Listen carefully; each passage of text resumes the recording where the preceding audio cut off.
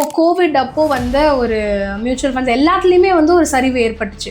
So அப்போ எப்படி இது ஒர்க் ஆகும் சார்? மியூச்சுவல் ஃபண்ட்ஸ் வந்து நீங்கள் 2020 கோவிட் கிராஷஸ் மட்டும் கிடையாது. உண்மையாலுமே மியூச்சுவல் ஃபண்ட்ஸ் மூலியமா நம்மளால மில்லியனர் ஆக முடியுமா? மியூச்சுவல் ஃபண்ட்ஸ் மூலமாக மில்லியனர் ஆகிறதுன்றது வந்து பார்த்தீங்கன்னா இதுதான் மியூச்சுவல் ஃபண்ட்ஸோட பவர். இந்த மியூச்சுவல் ஃபண்ட்ஸை வந்து கோடீஸ்வரன் ஆக்குதுன்னா இந்த 3 காரணினால தான் கோடீஸ்வரன் ஆக்குது. இது இன்னும் உங்களுக்கு சிம்பிளாக புரிய வைக்கணும் அப்படின்னு கேட்டிங்கன்னா,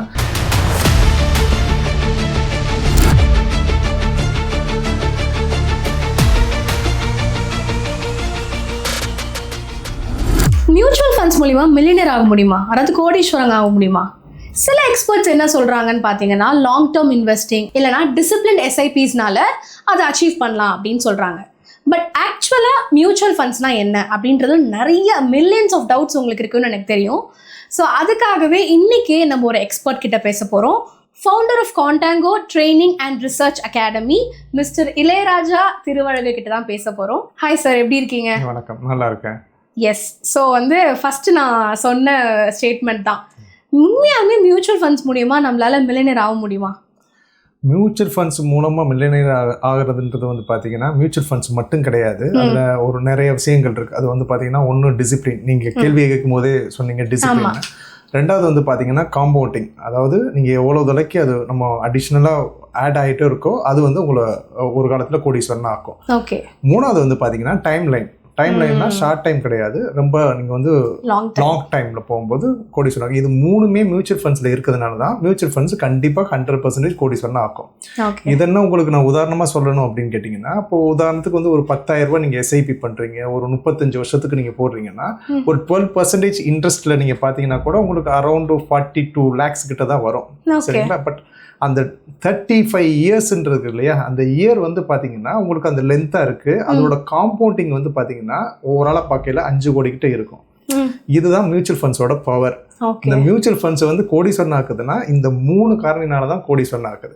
இது இன்னும் உங்களுக்கு சிம்பிளாக புரிய வைக்கணும் அப்படின்னு கேட்டிங்கன்னா, இப்போ ஒரு 95ல் வந்து ஒரு ஓஎம்ஆரில் ஒரு இடம் வாங்கியிருக்கீங்க அப்படின்னா அன்னைக்கு ரேட் என்னவோ ரொம்ப சொற்பமாக தான் இருக்கும்.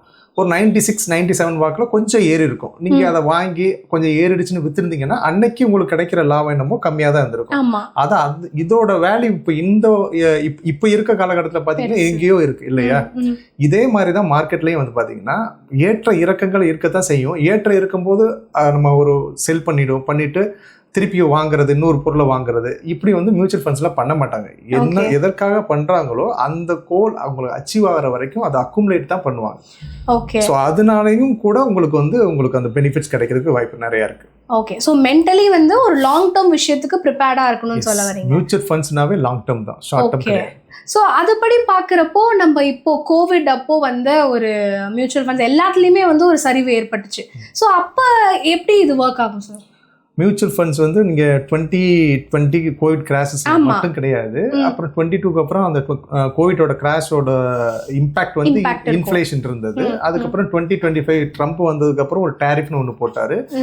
இப்போ வந்து பார்த்தீங்கன்னா மிடில் ஈஸ்ட் பிரச்சனைலாம் இருக்குது. ஆனால் இது எல்லாமே நீங்கள் வந்து பார்த்தீங்கன்னா நிஃப்டி வந்து மேலே தான் போயிருக்க தவிர்த்துட்டு ஓவராலாக நான் கீழே வரலன்னு சொல்லலை. ஏன்னா 2020ல் கிராஷ் ஆகும்போது மியூச்சுவல் ஃபண்ட்ஸில் இன்வெஸ்ட் பண்ணவங்களுக்கு எல்லாமே மைனஸில் தான் இருந்தது, அதை யாரும் மறுக்க முடியாது. ஆனால் அவங்க அந்த இன்வெஸ்ட்மெண்ட்டை நிறுத்தாமல் பண்ணிகிட்டே வரும்போது இப்போ எப்படின்னா, இப்போ ஓஎம்ஆரில் வந்து உங்களுக்கு ஒரு முன்ன சொன்னது மாதிரி ஒரு லேண்ட் வந்துட்டு 50% ஆஃபரில் கிடைக்கிது அப்படின்னா நீங்கள் அடிஷ்னலாக ஒரு லேண்ட் வாங்க முடியும். இல்லை அதே பணம் நீங்கள் எஸ்ஐ பண்ணுறது ஒரு குறிப்பிட்ட அமௌண்ட் தானே இன்வெஸ்ட் பண்ணுவீங்க. அந்த அமௌண்ட்டை இன்வெஸ்ட் பண்ணுறது டபுள் யூனிட் கிடைக்கும். அப்போ மார்க்கெட் ரெக்கவர் ஆகும்போது அவங்களுக்கு ரிட்டர்ன்ஸும் அதிகமாக கிடைக்கும். இப்போ இதில் வந்து இதில் நம்ம என்ன தெரிஞ்சுக்கணும்னா, மார்க்கெட் கீழே விழுதுன்னு சொல்லிட்டு மார்க்கெட்டை விட்டு நம்ம எக்ஸிட் ஆகிடக்கூடாது.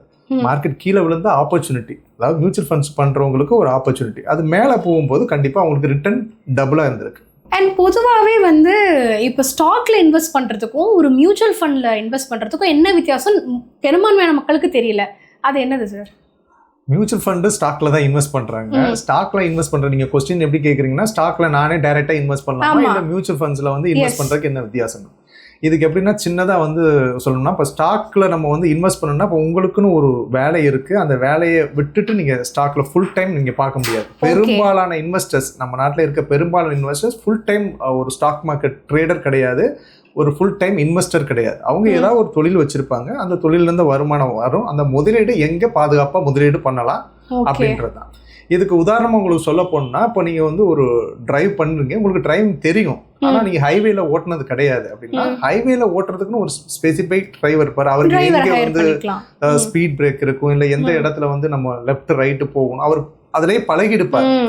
அது மாதிரி தான் இந்த மியூச்சுவல் ஃபண்ட்ஸில் வந்து பார்த்தீங்கன்னா ஃபண்ட் மேனேஜர்னு ஒருத்தர் இருப்பாங்க. அப்போ இப்போ நீங்கள் நம்ம போன கொஸ்டினில் கூட சொன்னோம் 2020 வந்து மார்க்கெட் கீழே வந்தது அப்படின்னா, அவருக்கு வந்து அப்போ எக்ஸிட் ஆக மாட்டார். அப்போ இதில் என்ன அடிஷ்னலாக மேலே வர்றதுக்கு வாய்ப்பு இருக்குது அப்படின்றத ஒன்று பார்ப்பார். இப்போ இன்னைக்கு கரண்ட்ல இருக்க ஸ்டாக் வந்து பார்த்தீங்கன்னா இன்ஃபோசிஸாக இருக்கட்டும், HDFCயாக இருக்கட்டும், ரிலையன்ஸாக இருக்கட்டும், இது எல்லாம் 20 வருஷத்துக்கு முன்னால் ஒரு சாதாரண ஸ்டாக்கு தான். ஆனால் 20 வருஷத்துக்கு பின்ன இப்படி வளரும்ன்றது நம்மளால யூகிக்க முடியுமா? ஒரு சாதாரண ஒரு ஆளால் யூகிக்க முடியாது. அதே மாதிரி இன்னைக்கு அந்த ஸ்டாக்கு இன்னும் 20 வருஷம் கழிச்சு மேலே போகுமான்றது நமக்கு தெரியாது இல்லையா? இதை அனலைஸ் பண்றது அவங்களோட வேலை. அவங்களுக்கு என்னன்னா ஃபுல் டைமா அதுக்குன்னு ஒரு டீம் இருக்கும், ரிசர்ச் ரிப்போர்ட் இருக்கும். இப்போ நீங்க ஒரு சாதாரண ஒரு டாக்டர் வேலை பார்க்குறீங்க, நீங்க என்னென்ன ஆராய்ச்சி பண்ணுவீங்களோ அவர் மார்க்கெட்டை ஃபுல்லா ஆராய்ச்சி பண்ணுவார். எந்த இடத்துல சர்ஜரி பண்ணலாம், எந்த இடத்துல ஆப்ரேஷன் பண்ணலாம், எந்த இடத்துல என்ட்ரி கொடுக்கலாம், எந்த இடத்துல எக்ஸிட் கொடுக்கலாம். ஸோ ஒரு ப்ரொஃபஷனல் ஹைல புக்கும் போது ஒரு ப்ரொஃபஷனல் டிரைவர்கிட்ட கொடுத்துட்டு நம்ம பின்னால பேக் சீட்ல உட்கார்றது மாதிரி. அதனால 100% மியூச்சுவல் ஃபண்ட்ஸ்ல ஒரு பிகினரா போறீங்கன்னா மியூச்சுவல் ஃபண்ட்ல இன்வெஸ்ட் பண்றது ரொம்ப நல்லது. சார், இப்போ SIP-யோட வெல்த் கிரியேஷன் எடுத்துக்கிட்டோம்னா ஒரு 3 to 5 எசென்ஷியலான ரூல்ஸ் அதுக்கு என்ன சார்? ரூல்ஸ்ன்றது ஒண்ணுமே இல்லைங்க, ரொம்ப சிம்பிள். முதல்ல SIP-ன்றது நீங்க வந்து உங்களோட அக்கௌண்ட் வந்து டெபிட் ஆகும். அதாவது வந்து பாத்தீங்கன்னா இப்போ உங்களுக்கு சேலரி வந்து ஒரு 5th or 31st கிரெடிட் ஆகுதுன்னா 1ஆம் தேதியோ 2ஆம் தேதியோ அதுக்கு ஒரு டெபிட் ஆட்டோ டெபிட் கொடுத்துட்டீங்கன்னா ஆட்டோமேட்டிக்கா டெபிட் ஆயிரும். இங்க பல பேர் பண்ற மிஸ்டேக் என்னன்னா, செலவெல்லாம் எடுத்துட்டு மீதி இருந்தா SIP போடுவாங்க. அப்படியே மேண்டேரி டெபிட் கொடுத்திருந்தா கூட அதை போய் திருப்பி ரீஓப் பண்ணிடுவாங்க. பண்ண முடியுமா? பண்ண முடியும். நிறைய பேர் பண்ணிருக்காங்க. கட்டளைனா கூட இப்போ இது EMI மாதிரி உங்களுக்கு இன்ட்ரெஸ்ட் போட்டு கேட்க போறது கிடையாது. கட்டளைனா அன்னைக்கான யூனிட் அவங்க வாங்க மாட்டாங்க. ஓகே. ஸோ காம்பவுண்டிங்கை பொறுத்த வரைக்கும் வந்து பார்த்தீங்கன்னா கன்சிஸ்டன்சி ரொம்ப முக்கியம். நீங்கள் எவ்வளோ பண்ணுறீங்களோ அதை வந்து பண்ணிகிட்டே இருக்கணும். 2வது ரூல் வந்து பார்த்தீங்கன்னா, இப்போ ஒரு வருஷத்துக்கு வந்து ஒரு 1000 ரூபா மாதம் நீங்கள் இன்வெஸ்ட் பண்ணுறீங்க, இல்லை ஒரு 10,000 கூட நீங்கள் இன்வெஸ்ட் பண்ணுறீங்கன்னா அடுத்த வருஷம் கண்டிப்பாக உங்களோட சேலரியாக இருந்தால் இன்க்ரீஸ் ஆகும். அதே மாதிரி நீங்கள் SIP-லையும் இன்க்ரீஸ் பண்ணிட்டே போகணும். ஓகே. 3வது வந்து பார்த்தீங்கன்னா, இதில் 3வது வந்து ரொம்ப முக்கியமான ரூல் என்னன்னா, மார்க்கெட் கீழே விழுந்த உடனே என்ன பண்ணுவாங்கன்னா, மார்க்கெட்டை கீழே விழுந்துருச்சுன்னு சொல்லிட்டு எக்ஸிட் ஆயிடுவாங்க, இல்லை அவங்க SIP பண்ணுறதை நிறுத்திடுவாங்க. அந்த டைம் தான் அவங்களோட கோல்டன் பீரியட். அந்த டயத்தில் அவங்க இன்வெஸ்ட் பண்ணிகிட்டே இருக்கணும். ஏன் சார்? ஆமாம், உங்களுக்கு நான் ஏற்கனவே சொல்லியிருந்தேன் இல்லையா, உங்களுக்கு டிஸ்கவுண்ட்ல கிடைக்குது. இப்போ வந்து அமேசானில் உங்களுக்கு 50% ஆஃபர் இருக்கு. நீங்கள் நார்மலாக எப்போதும் வாங்கிட்டு இருக்க பொருளே ஒரு 50% உங்களுக்கு கம்மியாக கிடைக்குதுன்னா நீங்கள் என்ன பண்ணுவீங்க?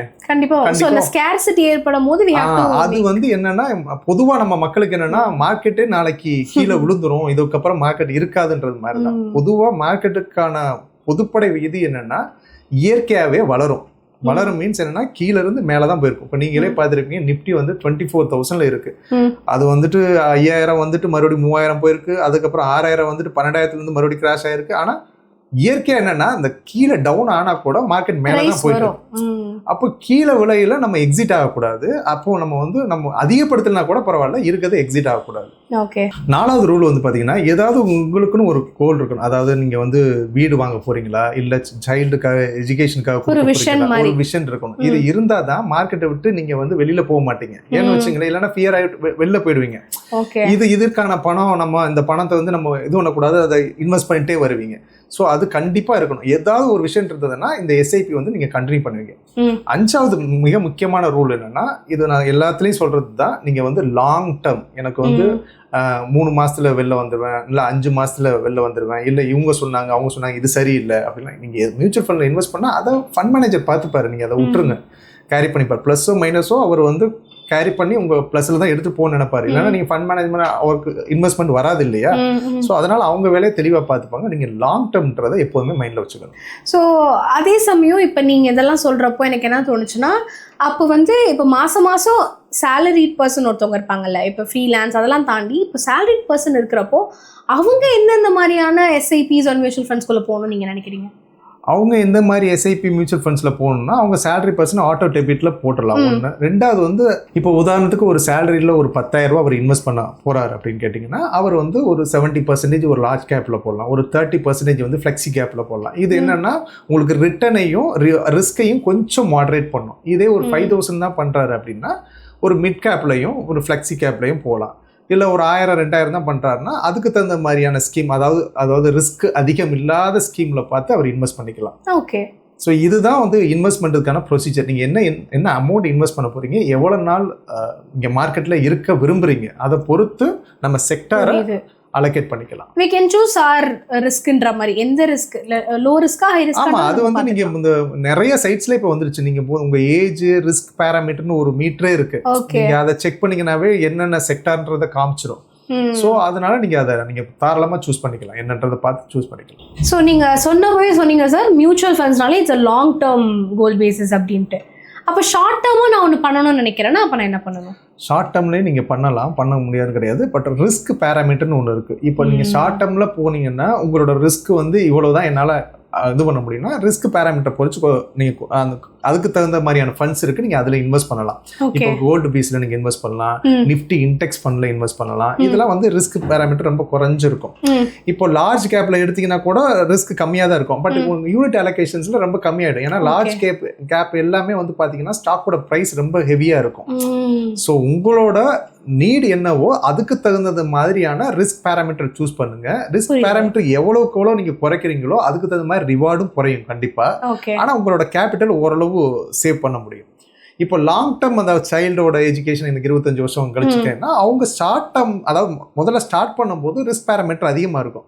அதே மாதிரி அவங்க எடுக்கிற காலத்துல என்ன பண்ணிடுவாங்கன்னா அவங்களோட ஏஜுக்கு தகுந்த மாதிரி ஃபண்ட் மேனேஜர்ஸ் அந்த ரிஸ்க் பேராமீட்டர் குறைச்சிடுவாங்க. இது இப்படித்தான் மியூச்சுவல் ஃபண்ட் செயல்படுது. அதனால ஷார்ட் டேர்ம் கூட நீங்க இன்வெஸ்ட் பண்ணலாம். ரிஸ்க் அண்ட் ரிவார்டு அதுக்கு தகுந்த மாதிரி தான் இருக்கும். Thank you so much sir. ஒரு பிகினருக்கு மியூச்சுவல் ஃபண்டில் வந்து என்னெல்லாம் தேவையோ அது எல்லாமே ரொம்ப அழகாக எக்ஸ்பிளைன் பண்ணிங்க. Thank you so much. ஸோ இந்த வீடியோவில் நம்ம இப்போ பார்த்தா மாதிரி இன்வெஸ்ட்மெண்ட்ஸ் அண்ட் ட்ரேடிங் சீக்ரெட்ஸ் நிறையா வந்து சார் ஷேர் பண்ண போகிறாங்க. அதே மாதிரி நெக்ஸ்ட் எந்த இன்வெஸ்ட்மெண்ட்ஸ் ஒரு ட்ரேடிங் பற்றி பேசணுன்றத கமெண்ட்ல சொல்லுங்கள். இது மாதிரி நிறைய இன்வெஸ்ட்மெண்ட் அண்ட் ட்ரேடிங் கான்டென்ட்ஸ்க்கு நம்ம கான்டாங்கோ அகாடமியை ஃபாலோ பண்ணுங்கள்.